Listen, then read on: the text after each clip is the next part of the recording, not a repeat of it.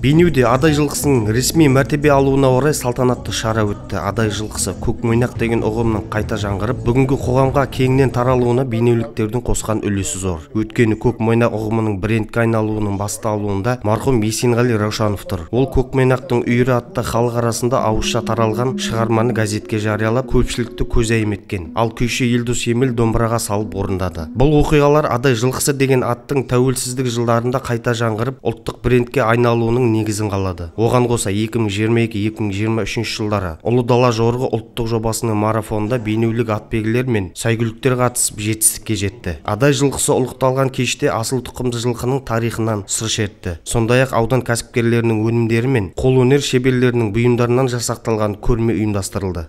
Адай жылқысының көрген трагедиясы жалпы қазақ трагедиясы болып есептеледі. Адайдың көрген неше мың жылдан бері көріп келе жатқан қиындығы, соның зейнеті десек те болады, патент алуын.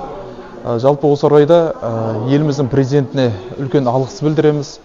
Осы шараға тікелей ықпал етіп, тікелей тапсырмасын беріп, осы шаруа аяқталды. Оның бер жағында облыс әкімшілігіне, оның бер жағында аудан әкімшілігіне көп рахмет айтамыз. Осылай ұлттық брендтеріміз дами берсін.